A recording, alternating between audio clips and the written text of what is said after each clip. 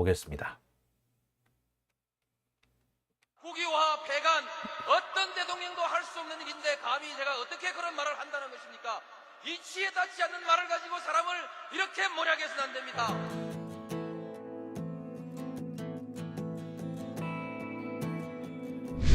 기나긴 밤이었거든 압제의 밤이었거든 사랑 이 한 몸 썩어져 이 붉은 사나에 사랑 해방의 횃불 아래 걸고 숨이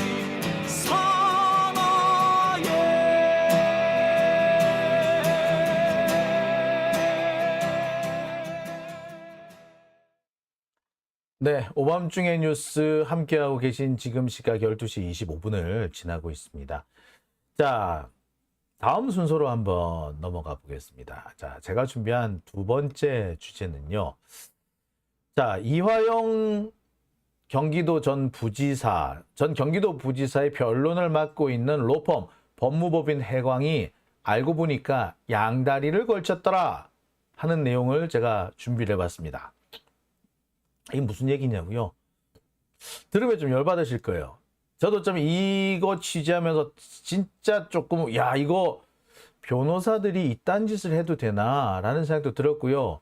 이 법무법인 해광의 주축이 되는 변호사들이 과거 사법농단에 연루되어 있던 그 판사들이 만든 이 로펌이거든요. 야, 사법농단에서 세던 판사 여기서 또 세는구나. 진짜 안에서 세는 바가지 밖에 나가서도 세는구나. 판사일 때도 그러더니 변호사가 돼서도 이렇게 꼼수에 양다리 이상한 짓만 골라서 하는구나. 야, 이거 변협에서 이런 사람들 징계 안 하나? 이런 생각이 좀 들 정도였습니다.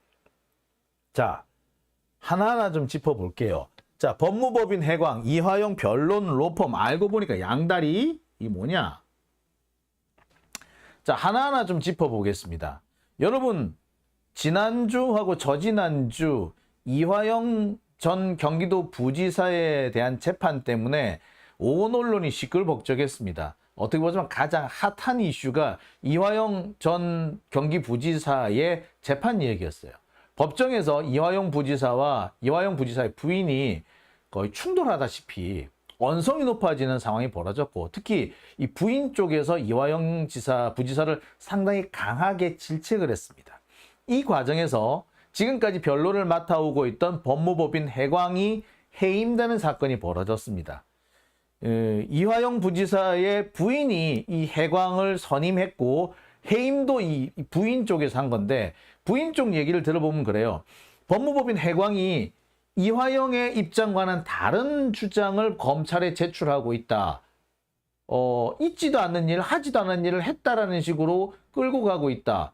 마치 목표는 이재명을 끌어놓기 위해서, 이 대북 송금이라는 이런 프레임에 이재명을 끌어놓기 위해서 가짜 진술을 유도하고 있다라는 식으로 강하게 질책합니다. 그러면서 이화영 지사, 너 정신 차려. 니 내 남편이지만 정말 정신 차려. 니 지금 무슨 일을 당하고 있는지 기억 모르겠어? 라고 화를 내는 거죠. 이런 장면이 정말 여과 없이 그대로 국민들한테 노출되면서 언론에서는 정말 씹어먹기 좋은 그런 아이템이 됐겠죠. 특히 조선일보 얘네들 이런 상황을 뭐 법정에서 부부싸움 어쩌고 하는 이런 참 자극적인 표현을 써가면서 함부로 떠들어댔습니다. 자, 이 와중에 한동훈은 뭐 민주당이 사법 방해를 하고 있다는 식으로 주장을 해요. 아니 근데 말이 됩니까? 아니 뭐가 사법 방해인데? 민주당이 뭔 사법 방해를 했는데? 그 항의 방문하고 영치금 보내고 편지점 쓰는 게 사법 방해예요? 한마디로 한동훈을 비롯한 검찰이 지발이 저리니까 지들이 뭐 잘못한 게 있으니까 괜히 설치는 거죠.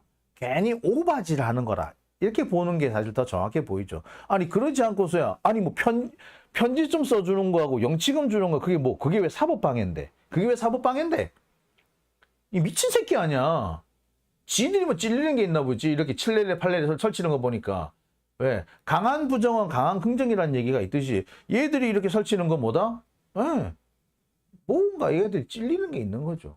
이에 대해서 박지원 전 국정원장이 딱 한마디 합니다. 아이고 정말 한동훈 정신 차리라고 택도 아닌 소리 하지 말라고 이렇게 짚죠. 자 어쨌거나 이 이화영 부지사 재판은 상당히 논란거리였습니다.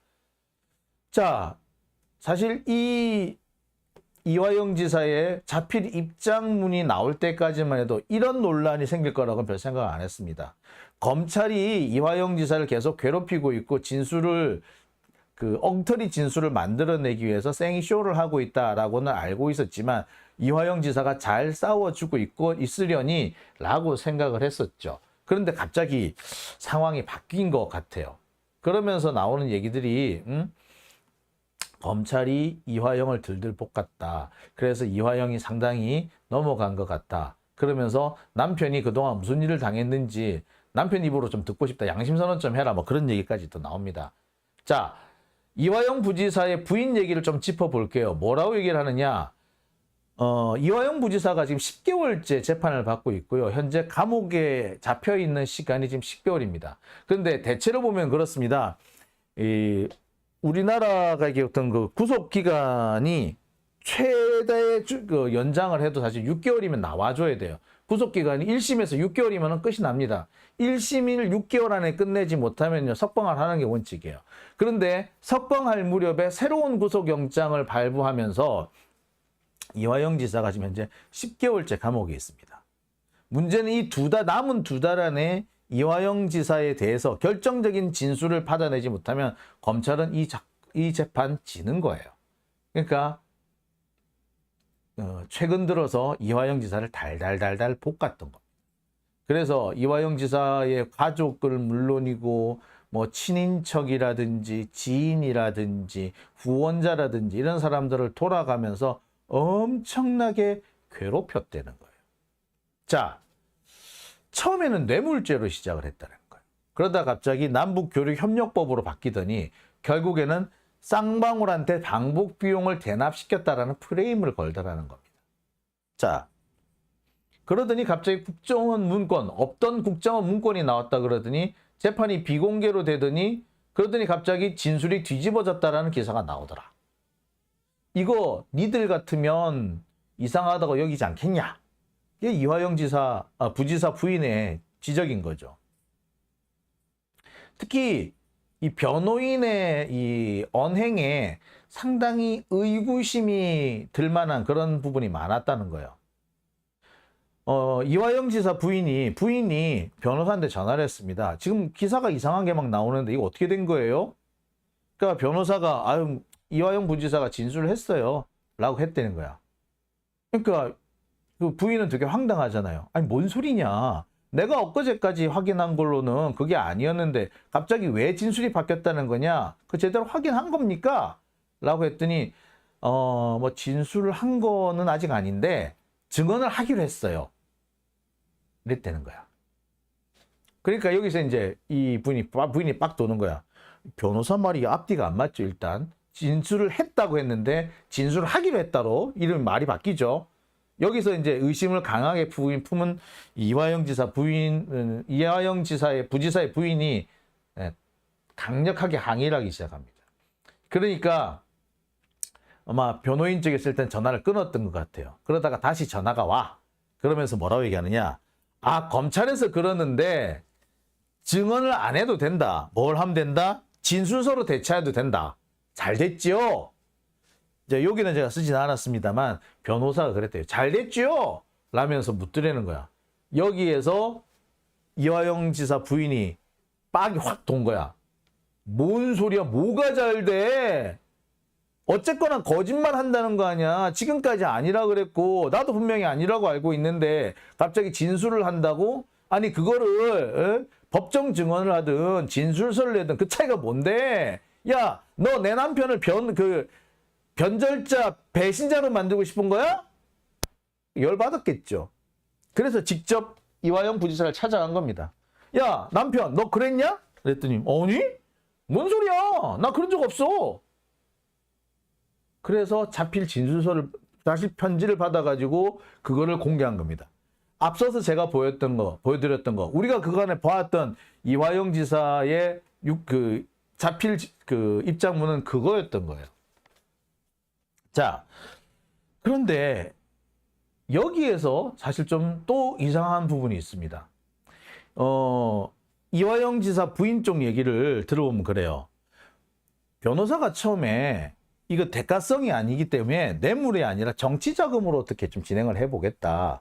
그러니까 정치자금법하고 뇌물하고는 이게 처벌 수위가 많이 틀리죠, 아무래도. 그러니까 이건 대가성이 있는 게 아니고 사실 직무 연관성이 있는지도 좀 애매하잖아요. 그렇기 때문에 이게 정치자금법으로 가겠다. 그렇기 때문에 처벌도 낮출 수 있고 뭐 기타 등등 되지 않겠느냐, 뭐 이런 식으로 이렇게 얘기를 했다는 거예요. 그래서 어떻게든 그쪽으로 노력을 해보겠다. 자, 그런데 그러려면 검찰의 도움을 받아야 한다. 왜? 왜 검찰의 도움을 받아야 되죠? 검찰은 이화영을 뇌물로 잡아놓으려고 하는 사람이잖아. 그런데 그러면 검찰하고 맞서 싸워야지.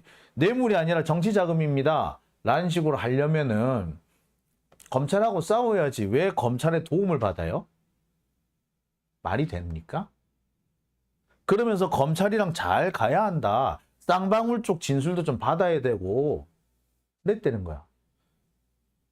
자, 이화영 지사 부인에서는 그런갑다? 처음에는 그렇게 생각했대. 뭐 잘 해주겠다는 뜻이겠지. 그런데 이제 보니까 그게 아니더란 거야. 그러면서 뒤집어 씌우려고 하는 거더라, 이거야. 가만히 살펴보니까 이 로펌에 이상한 대목이 되게 많더라. 특히 지금 이 로펌, 이화영 지사를 담당하고 있는 법무법인 해광이 검찰 수사를 받는 부분이 있거든요. 자, 그런 것까지 가만히 생각해보면은 야, 이거 얘네들 이상하네 라고 생각이 빡 온 겁니다. 요약을 하면 그래요. 사실상 지금 이화영 부지사는 변호사한테 노란한 상태다. 분명히 이화영은 이재명하고 상관없다라고 얘기를 했는데 상관이 있는 것처럼 변호사가 의견서를 썼더라. 근데 이 상황을 지금 이화영은 잘 모르는 것 같더라. 그러니 정신을 차려야 한다라는 거죠. 다시 정리하면 그렇습니다. 적어도 변호인이 이화영 부지사의 진술과 다른 주장을 하고 있고, 그리고 그 과정에서 검찰과 상당한 접촉을 하고 있고, 그리고 이 부분에 대해서 이화영 부지사가 잘못 인지하고 있다, 잘 모르고 있다라는 이런 대목이 확인이 되는 겁니다. 자, 도대체 이 변호사는 왜 이런 짓을 하고 있는 걸까요? 이 부분에서 석연치 않은 대목이 발견이 됩니다. 왜 이 사람은 변호사는 이런 짓을 하느냐? 일단 확인된 부분만 요약해보면 그렇습니다. 이 현재 법무법인 해광은요, 검찰과 상당한 수준의 협의 관계가 진행되고 있는 건 분명해 보여요. 그런데 이 과정에서 분명히 이화영 부지사의 이익이 침해되고 있는 것도 분명해 보입니다. 아마 이화영 부지사 변호인 측은, 법무법인 해광 측은요, 플리바게닝을 한다는 식으로, 이 플리바게닝은 불법이지만 그래도 암암리에 진행되고 있으니까 플리바게닝을 한다. 그래서 그 의뢰인의 이익을 침해한 건 아니다라는 식으로 이렇게 주장을 할지도 모르겠어요. 아마 그렇게 할 수밖에 없을 거예요. 하지만 법무법인 해광의 이 같은 주장은 사실은 근거가 없어 보입니다. 아니, 오히려 법무법인 해광이 이화영과 쌍방울 혹은 이화영과 검찰 사이에서 양다리를 걸쳐놓고 적당히 자신들의 이익이 딱 맞아떨어지는, 자신들의 이익을 극대화할 수 있는 쪽으로 일을 몰고 가고 있다. 그러면서 이 법무법인 해광은 양쪽으로 다 수임료를 받아 처먹고 있지 않느냐라는 의심을 할 수밖에 없는 부분이 나오고 있는 거예요. 법무법인 해광이 아마 보니까 이화영과 검찰 혹은 이화영과 쌍방울 혹은 김성태 이 사이에서 양다리를 걸치고 적당히 조절을 해가면서 자신들의 이익을 극대화하고 그러면서 검찰은 검찰이 원하는 대로 결과를 내주고 그리고 자신들의 의뢰인인 이화영이나 김성태 얘네들한테는 100%는 아니지만 뭐 그런 대로 그냥 아쉽지만 받아들일 수밖에 없는 받아들일 수 있는 수준의 결과를 만들어내겠다. 자, 대신에 그렇게 되면은 자, 그런 상황을 만들려면은 어떻게 해야 된다? 검찰이 원하는 대로 이 대북 송금 건에 이재명을 끌고 들어와 주면 된다. 그러려면 어떻게? 김성태하고 이화영이 진술을 맞춰주면 된다. 요런 결론을 내린 게 아닌가라는 생각이 들어요. 왜? 도대체 뭘 근거로? 이걸 근거로. 이게 제가 볼 때 결정적인 증거라고 생각이 듭니다. 무슨 얘기냐? 자, 대북 송금 이화영 지사의 변론을 맡고 있는 법무법인 해광이 쌍방울의 사회이사를 함께 맡고 있더라. 이겁니다. 자, 확실한 거는 분명하죠. 보자. 다시 한번. 법무법인 해광이 이화영을 변론하면서 동시에 쌍방울도 변론하고 있더라. 심지어 뭐 김성태, 쌍방울 전 회장이라는 김성태도 법무법인 해광을 선임을 했더라. 양쪽을 다 선임을 한 거죠. 법무법인 해광이 김성태, 쌍방울한테도 걸쳐 있고 이화영한테도 걸쳐 있는 거예요. 자, 근데 보세요. 이게 왜 문제가 된다? 자, 이화영과 쌍방울 김성태는요, 서로 이해가 지금 상충되고 있어요. 김성태는 계속해서 이화영한테 불리한 진술을 했어요. 자, 이화영 지사가 맨 처음 잡혀가게 된 이유가 뭐예요? 뇌물이잖아요. 이 뇌물의 내용, 구체적인 내용이 뭐냐면, 이 김성태, 쌍방울 회장인 김성태한테서 법인카드를 받아서 썼다. 이게 핵심 포인트거든요. 자, 그런데 이 얘기를 이화영은 계속해서 부인했어요. 나는 돈 받은 적 없다. 나는 돈 받은 적 없다. 라고 했는데 김성태가 줬어요. 법인카드 줬어요. 라고 진술을 했어. 즉 김성태하고 이화영은요 서로 진술이 상반되고 있고요. 김성태가 검찰에 협조해 주면서 이화영이 사실상 유죄 선고를 받을 수밖에 없는 나쁜 상황에 이르게 됩니다. 특히 대북 송금과 관련해 가지고는요 김성태하고 이화영하고 계속 얘기가 틀립니다. 자, 이화영 의원이 뭐라고 얘기를 합니까? 쌍방울의 대북 송금은 쌍방울 지들 사업하려고 한 거지 그 경기도하고는 상관없다. 그 얘기를 계속했잖아요. 그런데 김성태는 아니야, 나 경기도를 위해서 대북 송금한 거야 라고 주장을 했어요. 전혀 완전 다른 입장이에요. 완전 다른 이 입장인데 이 양쪽을 다 같은 로펌에서 대리하고 있다? 이거 돼, 안 돼? 안 되죠. 안 되지. 마치 사기 피해자와 사기 가해자를 같은 로펌에서 대리하고 있는 것과 똑같은 상황이 되고 있는 거 아니에요. 돈 줬다. 아니, 안 받았어. 이 두 사람을 양쪽을 다 같은 로펌에서 대리한다고? 뭐야 이거? 이런 개떡 같은 경우가 다 있어. 이런 거 뭐 개족보도 아니고 말이야. 그죠? 이 상황이 생긴 거예요. 자, 진짜로 그래? 로펌이라는 데서 이런 짓을 해? 예, 로펌이라는 데서 이런 짓을 했습니다. 증거 있어? 증거 있죠. 자, 구체적으로 일단 보여드릴게요. 자, 쌍방울 김성태는 이화영 의원을 상당히 곤란하게 하는 진술을 많이 했어요. 심지어 이해찬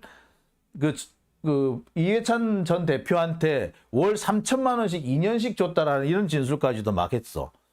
그걸 다 이화영을 통해 줬다는 식으로 얘기를 해. 근데 이화영 부지사는 난 그런 적 없어 라고 분명히 잘라서 얘기합니다. 그러면서 김성태하고 이화영은 여러 가지 측면에서 서로 입장이 상반된 건 분명해요. 심지어 김성태는요, 이화영 의원 재판에 출석을 안 하고 막 그랬어. 입장 정리가 안 됐다면서 출석 안 하고 막 그랬어. 아마 거짓말을 다 못 짰나 보지. 뭐 어떤 이런 식으로까지 합니다. 즉 불리한 진술을 할 수밖에 없는 아주 상반된 이해관계의 사건 관계인이야. 근데 이 사건 관계인 두 사람, 상반된 두 사람을 다 누가? 법무법인 해광이 대리를 했다. 어떻게 가능하죠? 가능한 방법이 있죠. 자, 정리하면 그렇습니다. 김성태는 이화영한테 매우 불리한 진술을 하는 사람인데, 그런데 그 이화영하고 쌍방울, 김성태하고 한 로펌이 서로 담당을 하고 있더라. 왜? 자, 이겁니다. 사회이사의 선임 혹은 해임 또는 중도 퇴임에 관한 신고라는 공시자료입니다. 이 공시자료는요, 쌍방울, 주식회사 쌍방울의 공시자료입니다. 이 공시자료를 보면은 이런 내용이 나와요. 지난 3월 22일, 쌍방울은 사회이사를 새로 선임합니다. 이 내용들이 금감원 공시 시스템에 그대로 올라가죠. 이와 같은 내용입니다. 잘 안 보이십니까? 잘 보이게 해드릴게요. 유영춘. 이름이 좀 그렇다, 그죠? 유영춘이라는 변호사입니다. 73년 4월생이에요. 2023년 3월 31일자로 임기가 시작돼가지고 법무법인 해광의 변호사인데 사회이사로 선임됐다라는 내용입니다. 법무법인 해광 변호사. 유영춘. 이름이 참 그래요. 그죠? 유영춘. 참 거시기한 이름인데. 자, 확실하죠? 자, 확실한 거, 여기서 결정이 이미 이제 거의 결정이 나버렸습니다. 이화영 부지사를 변론하고 있는 법무법인 해광이 어디? 쌍방울의 사회이사로 들어갔다. 현재 쌍방울과 이화영 지사는 입장이 서로 상충돼요. 결국에 법무법인 해광은 이화영과 김성태 사이에서 양다리를 걸쳤고, 진실이 무엇인지, 진짜 이화영의 무죄를 위해서 싸워준 것이 아니라 이화영과 김성태 사이에서 자신들이 가장 많은 이익을 얻을 수 있는 방안을 찾아내고 있었던 거죠. 그러면서 검찰하고 뭔가 보이지 않는 유착을 형성한 것으로 의심이 되죠. 그 결과 검찰도 좋고 해광도 좋고 김성태하고 이화영은 100%는 아니지만 한 7, 80% 아쉬운 대로 만족할 수밖에 없고, 하지만 이재명한테는 아주 나쁜 상황으로 결과를 몰고 가려고 했던 겁니다. 자, 다시 말해서 이해관계가 상충되는 이화영과 김성태를 그 이해관계를 조화시키기 위해서 이재명한테 뒤집어 씌우기를 했던 거죠. 누구랑 같이? 검찰이랑 같이. 이렇게 의심할 수밖에 없는 겁니다. 자, 법무법인 해광이라는 데는 도대체 뭐 하는 데냐? 법무법인 해광이라는 데는 도대체 뭐 하는 데냐?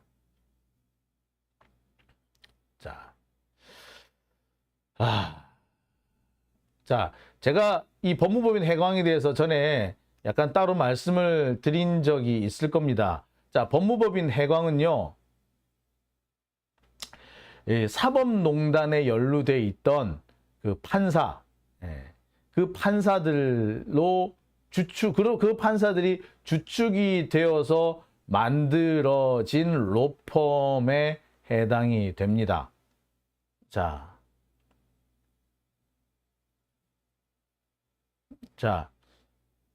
법무법인 해광은요, 대표 변호사가 임성근입니다. 이 임성근이라는 사람은요, 잘 아시다시피 바로 사법농단에 연루됐던 그 판사입니다.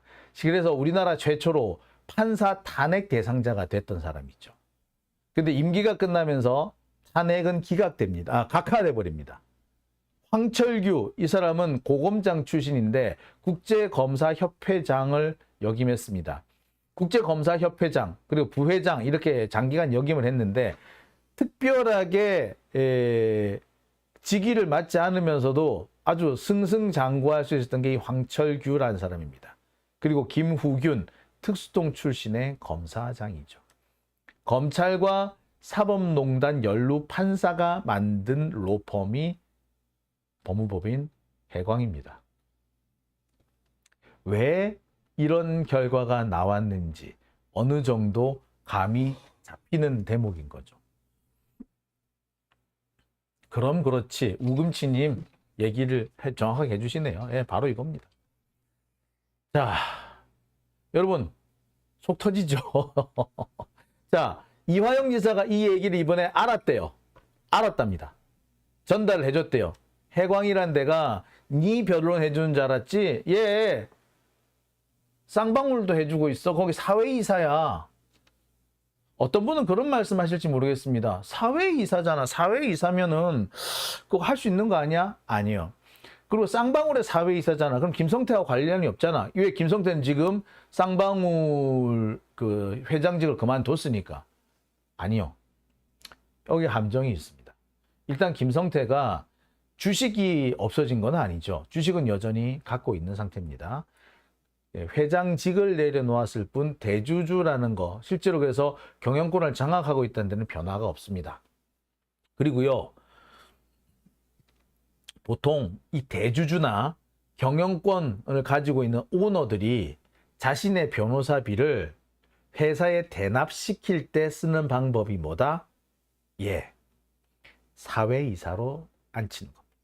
사회이사로 앉히면 월급을 주잖아. 그 월급을 따박따박 주는데 이게 뭐하고 똑같다? 예, 사실상 수임료와 똑같은 거죠. 그러니까 수임료를 이런 식으로 받는 거야.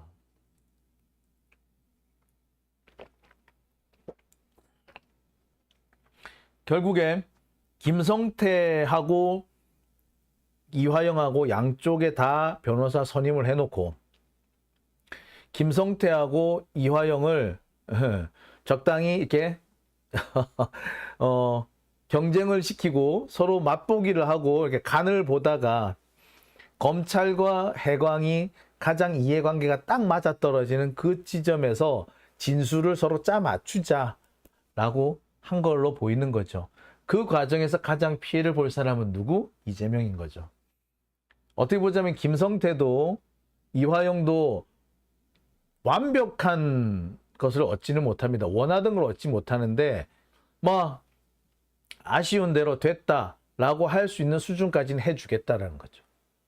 그렇게 다 맞춰주고 다만 뭐만 해달라? 이재명만 끌어넣어 달라라는 거고요. 그 요구, 그런 검찰의 요구를 법무법인 해광이 받아준 거다라고밖에 볼 수 없는 겁니다. 그렇게 보아야지 지금 벌어지고 있는 상황이 딱 이해가 되는 거죠. 뭐 더 말할 것도 없지 않습니까? 자, 오드리님 이런 말씀 해주셨어요. 이재명 대표를 지지하는 기업들은 다 죽이고 망하게 합니다. 돈의 씨가 마르게 하려고. 사실 그 부분이 맞는 거예요. 지금 삼부토건 같은 경우에 보세요. 윤석열한테도 걸려있고 줄리한테도 걸려있고 또 누구한테도 걸려있습니까? 예, 그 이낙연한테도 걸려있잖아. 얘들은 지금 사실 주가 조작 같은 짓을 하고 있잖아요. 제가 이게 지금 현재 삼부토건이 진행하고 있는 우크라이나 재건 사업은 사기라고 제가 말씀을 드렸어요. 윤석열 정권 차원에서 진행하고 있는 사기 사건이다. 이게 사기예요. 전쟁이 안 끝났는데 언제 끝날지도 모르는 전쟁, 거기 어떻게 재건 사업을 합니까? 이란 이라크 전쟁요 7년 했어요. 7년. 근데 이란 이라크 전쟁 2년차 때부터 재건 사업 한다고 설치는 사람들이 있었어. 우리나라뿐만 아니라 전 세계가. 결국에 우리나라 같은 경우에 그때 대림인가? 대한통운이었나? 아, 동아그룹 같은 경우에 결국에 어떻게 했다? 네. 그 전쟁 와중에 이라크에 거기 공사하러 들어갔어 또. 그래가지고 맨날 이란 공군이 와가지고 폭격하는데 거기 뭐 우리나라 그 노동자들 가가지고 일하고 있고 그랬잖아요. 그 이란에서 폭격을 해가지고 뭐가 됐다? 그냥 노동자들 죽고 그랬어요. 그래가지고 우리나라가 막 이란에 항의하고 난리도 아니었어. 거꾸로 이란 쪽에 공사를 또 누가 하고 있었다? 또 우리나라에서 하고 있었던 거야. 그럼 이라크 공군에서 때려. 그럼 또 우리나라 국민이 또 죽어. 그래가지고 나중에는 이제 우리나라가 이제 양쪽 이란, 이라크 쪽 양쪽에 대해 항의를 하니까 재밌는 상황이 어떻게 되냐? 이란도 그렇고 이라크도 그렇고 한국에서 들어와서 이렇게 공사를 하고 있으면 그쪽으로 공격을 잘 안 해. 어찌 된다 나중에는 서로가 한국 그 기업이나 한국 노동자들을 방패로 내세우는 그런 상황이 생겼어요. 지금 상황이 딱 그 상황이야. 그 이란 이라크 전쟁 7년 하는 동안에 우리나라 노동자들이 5년 이상 거기서 사실상 방패 역할을 했었어요. 지금에서 말을 하는 거지만 얼마나 그 참혹한 얘기인데 지금 우크라이나가 딱 그 상황이야. 언제 전쟁 끝나는데? 몰라요. 뭐 우크라이나가 러시아를 뭐 반격을 했다고? 개뿔. 그 반격 작전 2달이나 계속되고 있는데 몇 발짝이나 진격을 했대. 그 뭐 저 방어선 돌파했대? 에이. 막 여하튼 삼부토고는 그런 짓을 해도요. 지금 수사 안 받고 있잖아. 참. 결국에 누구만 수사를 받는다? 민주당 쪽에 조금이라도 가까운 기업들은 다 수사를 받는 거예요. 뭐다? 민주당 쪽에 돈줄을 마르게 하겠다는 거예요. 그거 뭐 그 돈줄 마른다고 해가지고 뭐 민주당 쪽 뭐 정치를 못하는 건 아닙니다만 문제는 이런 게 있습니다. 우리 민주 진보 진영 같은 경우에 우리가 다니고 있는 직장에서 겪는 일하고 또 거기서 우리가 해야 되는 일하고 우리가 가지고 있는 생각이나 이 신념들하고 충돌되는 경우가 너무 많지. 우리가 가지고 있는 신념이라든지 생각을 우리가 다니는 직장에서 구현을 할 수 있으면 얼마나 좋아요. 그렇죠? 우리 같이 다니고 있는 내가 다니고 있는 직장에 이 많은 사람들이 나의 동지면 얼마나 좋겠느냐고. 우리는 그런 걸 그런 생태를 만들고 싶잖아. 근데 그런 생태를 만들면 뭐가 된다? 검찰이 박살을 내려 들어오는 거지. 우리는 그런 상황을 만들고 싶은데 그렇게 못하게 만드는 거예요. 여러분 그런 생태계가 만들어진다고 생각해 보세요. 정치적인 동지들이 경제적인 공동체를 꾸려서 경제적으로 같은 같은 직장을 만들어서 함께 경제와 정치와 신념을 같이 한다고 생각을 해보세요. 우리가 원하는 세상 아닌가요? 그렇죠? 그런 상황을 봐주겠어? 안 되는 거지. 그러니까 쌍방울 두들겨 패는 이유, 뭐 쌍방울이 그렇게 우리한테 바라는 그런 우리가 바라는 그런 꿈 같은 기업이라는 뜻은 아니고요. 그러니까 쌍방울을 아작내는 거는 뭐냐? 그런 식으로 우리가 이 신념과 경제 활동을 결합할 수 있는 그런 계기들을 마련하지 못하도록 처음부터 봉쇄하겠다는 뭐 그런 거라고 볼 수도 있는 거죠. 참 그렇죠. 자, 유영춘 변호사 해임되었나요? 자, 이 부분은 유영춘 변호사든 아마 이게 법무법인 해광이든 이 부분에 대해서는 지금 추가로 좀 확인을 해봐야 될 것 같습니다. 이화영 부지사의 입장이 또 약간의 변동이 있는 것 같아요. 지금 확인해 본 바로는. 자, 그러니까 이 부분은 제가 추가로 확인해서 취재를 해서 여러분들한테 전해드리도록 하겠습니다. 자, 오밤중의 뉴스 두 번째 주제는 여기까지고요. 이어서 세 번째 주제로 들어가야 되는데 벌써 1시가 다 됐네요. 세 번째 주제는 간단하게 하고 그럼 넘어가도록 하겠습니다. 자, 세 번째 주제로 넘어갑니다.